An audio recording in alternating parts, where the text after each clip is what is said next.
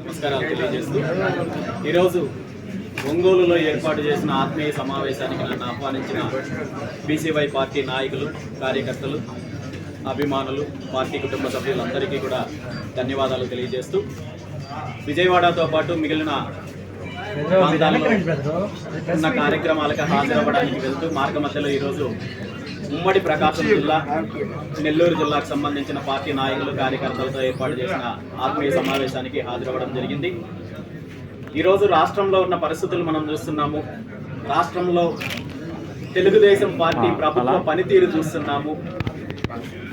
Telugu Desam party అధికారంలోకి వచ్చిన తర్వాత, ముఖ్యమంత్రి చంద్రబాబు నాయుడు గారు బాధ్యతలు స్వీకరించిన తర్వాత ఈ పదవీ కాలంలో ఏ ఒక్క వర్గానికి న్యాయం చెయ్యకపోగా తనిచ్చిన హామీలను పూర్తి స్థాయిలో తుంగలో తొక్కి తన కొడుకుని ఈ రాష్ట్రాన్ని దోపిడీ చేయడానికి ఏర్పాటు చేసిన అవినీతి అనే ఒక ప్రైవేట్ లిమిటెడ్ కంపెనీకి సీఈఓగా నియమించి అన్ని మార్గాల ద్వారా, తనకున్న మార్గాలన్నింటి ద్వారా దోపిడీ చేసే ప్రయత్నము, అవినీతి చేసే ప్రయత్నం చేస్తున్నారు తప్ప ఈ రాష్ట్రంలో రైతులకు కానీ, యువతకు కానీ, ఉద్యోగస్తులకు కానీ, నిరుద్యోగ సమస్య తీర్చడంలో కానీ పూర్తిగా తెలుగుదేశం పార్టీ ప్రభుత్వము విఫలమైందనే చెప్పాలి.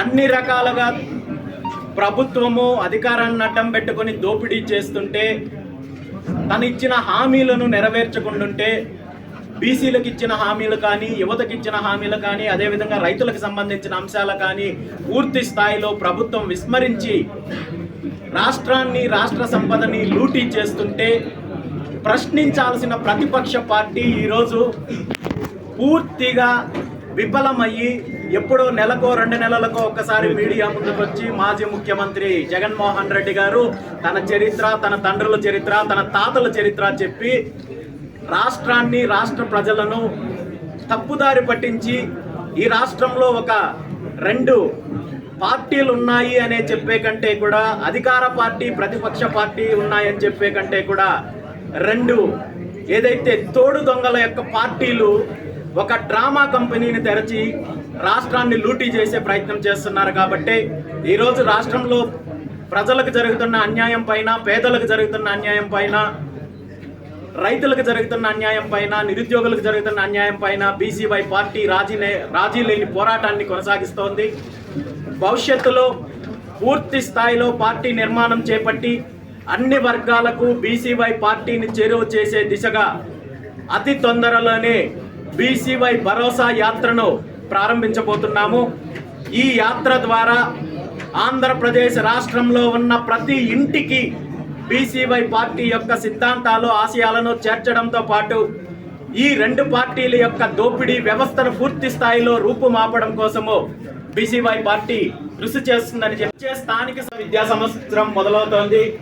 2 సంవత్సరాల క్రితం ప్రభుత్వం ఏర్పడిన తర్వాత విద్యాశాఖను ఉద్ధరిస్తానని చెప్పి విద్యాశాఖ మంత్రిగా బాధ్యతలు స్వీకరించిన ముఖ్యమంత్రి చంద్రబాబు నాయుడు గారి కుమారుడు నారా లోకేష్ నాయుడు గారు వచ్చిన తర్వాత రాష్ట్రంలో పూర్తిగా విద్యా వ్యవస్థ ప్రైవేట్ పరం చేయడానికి కంకణం కట్టుకున్నారు తప్ప విద్యార్థులకున్న సమస్యలు కానీ, లేదంటే పాఠశాలల్లో ఉన్న ఇబ్బందులు తీర్చడంలో పూర్తిగా విద్యాశాఖ విఫలమైంది. ప్రభుత్వ పాఠశాలల్లో చదువుకుంటూ గ్రామీణ ప్రాంతాల నుండి వచ్చిన విద్యార్థులు తన కష్టము, తన శ్రమ ద్వారా, తన నైపుణ్యం ద్వారా మార్కులు సాధిస్తే అది తన గొప్పతనం అని చెప్పి పేపర్లో అడ్వర్టైజ్మెంట్లు ఇచ్చుకునే నారా లోకేష్ నాయుడు గారు ఈరోజు రైట్ టు ఎడ్యుకేషన్ యాక్ట్, విద్యా హక్కు చట్టాన్ని అమలు చేయకుండా ప్రైవేటు విద్యా సంస్థల నుండి వాళ్ళ ఇచ్చే లంచాలకు, వాళ్ళ ద్వారా పూర్తి స్థాయిలో అవినీతికి పాల్పడుతున్నారనేది స్పష్టంగా కనబడుతోంది. ఈ సందర్భంగా బీసీవై పార్టీ ఒకటే డిమాండ్ చేస్తోంది, వచ్చే విద్యా సంవత్సరం నుండి అయినా నిజంగా మీకు చిత్తశుద్ధి ఉంటే, నిజంగా విద్యాశాఖను గాడిలో పెట్టాలి, విద్యాశాఖను ప్రక్షాళన చేయాలి అని అనుకుంటే మీరు విద్యా హక్కు చట్టాన్ని అమలు చేయండి. ప్రతి ప్రైవేటు విద్యా సంస్థలో కూడా 25% పేద విద్యార్థులకు ఉచితంగా సీట్లు కేటాయించేలా చర్యలు తీసుకోండి. అదే విధంగా ప్రైవేటు విద్యా సంస్థలు చేస్తున్న ఫీజుల దోపిడీ, డొనేషన్ల దోపిడీని అరికట్టి ప్రతి విద్యా సంస్థ కూడా వాళ్ళు వసూలు చేస్తున్న ఫీజులను బహిరంగ పరిచేలా చర్యలు తీసుకోండి. అదే విధంగా టీచర్ విద్యార్థి రేషియో నిష్పత్తిని ఖచ్చితంగా పాటింపజేసే విధంగా, అదే విధంగా ముఖ్యంగా మీ ప్రభుత్వంలో భాగస్వామిగా ఉంటున్న కొంతమంది మంత్రులు ఆధ్వర్యంలో నడుస్తున్న విద్యా సంస్థల్లో చాలా బ్రాంచ్లకు పర్మిషన్స్ లేకుండా నడిపిస్తున్నారు. వాటన్నింటిపైన కూడా చర్యలు తీసుకొని మీ చిత్తశుద్ధిని నిరూపించుకోండి. అంతేగాని కేవలం ప్రకటనలకు మాత్రమే పరిమితమయ్యి మీరు ప్రైవేటు విద్యా సంస్థల నుండి డొనేషన్ల రూపంలో, లంచాల రూపంలో అవినీతి చేయడానికి ప్రయత్నిస్తే మాత్రం ఖచ్చితంగా బీసీవై పార్టీ పోరాటం చేస్తుంది. వచ్చే సోమవారం రోజు రాష్ట్రంలో ఉన్న అన్ని డిఈఓ ఆఫీసులు, అదేవిధంగా అన్ని కలెక్టరేట్ ఆఫీసులకు వెళ్ళి కలెక్టర్లకు వినతి పత్రం సమర్పిస్తున్నాము. అప్పటికి కూడా ఈ చర్యలు తీసుకోనట్టయితే ఖచ్చితంగా భవిష్యత్తులో బీసీవై పార్టీ పోరాటం చేయడానికి సిద్ధంగా. వీళ్ళ బినామీలకు అప్పచెప్పడానికి చూపిస్తున్న శ్రద్ధ ప్రభుత్వానికి కానీ, ముఖ్యమంత్రి చంద్రబాబు నాయుడు గారికి కానీ, రైతులకు మద్దతు ధర కల్పించడంలో కానీ, లేదంటే సరైన వ్యవసాయ విధానాన్ని అమలు చేయడంలో కానీ ఏమాత్రం లేదనే చెప్పాలి. ఈరోజు 2 రోజుల్లో మనకు రోహిణి కార్తీ కూడా మొదలవుతోంది, ఖరీఫ్ సీజన్ మొదలవుతోంది. ఇప్పటి వరకు ఖరీఫ్ పంటకు సంబంధించిన ప్రణాళిక ప్రభుత్వం విడుదల చేయలేదంటే ప్రభుత్వానికి వ్యవసాయం పైన ఉన్న చిత్తశుద్ధి ఏంటో అంటే అర్థమవుతోంది. ఏదో ఒక రకంగా వ్యవసాయ రంగాన్ని నిర్వీర్యం చేసి భూములను లాక్కొని వీళ్ళ బినామీలకు, వీళ్ళ దోపిడీకి అవకాశంగా మలుచుకుంటున్నారు తప్ప వ్యవసాయ రంగం పైన ఏమాత్రం కృషి చేయడం లేదు. భవిష్యత్తులో రైతులకు సంబంధించిన సమస్యలపైన బీసీవై పార్టీ పూర్తి స్థాయిలో పోరాటం చేయడానికి సిద్ధంగా. రామచంద్రన్న గారికి నా ధన్యవాదాలు, అందరికీ నా ధన్యవాదాలు. ఇక్కడ వచ్చిన ప్రజలందరూ అతి తక్కువ టైంలో ఇంతమంది వచ్చి ఈ కార్యక్రమాన్ని ధన్యవాదాలు.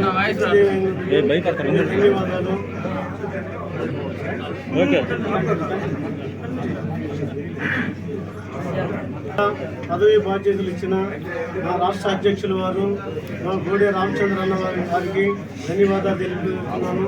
నాకు తక్కువ కాలంలో జిల్లా అధ్యక్షులుగా పదవి బాధ్యతలు అప్పగించినందుకు ఆయన నా మీద నమ్మకం ఉంచి ఈ పదవి నాకు ఇచ్చినందుకు ప్రజలకి మంచి సేవ చేసి మంచి పేరు సంపాదిస్తానని మీ అందరి ముందు ధన్యవాదాలు. చివరిలో వచ్చేదాకా వెనక బెటర్ నాయన కొద్ది ఇటు తర్వాత మళ్ళీ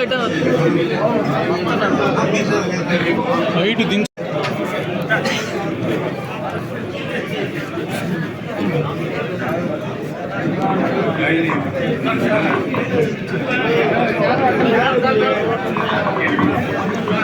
నాలుగైదు తెంగొచ్చాడు మా ఒకటి తర్వాత తీస్తున్నారు కదా మొత్తం ఒకేసారి.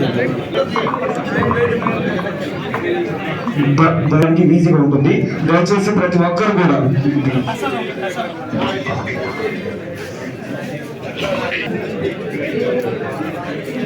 మొత్తం 10 చేతులు పోతున్నాయి. ఓకేనా? ఓకే.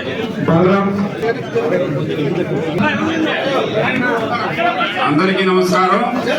ప్రధానంగా ఈరోజు బాపట్ల జిల్లా నుండి బీసీవై పార్టీలో జాయిన్ అవ్వడం ఒక్కొక్కరు కండువని స్వీకరించి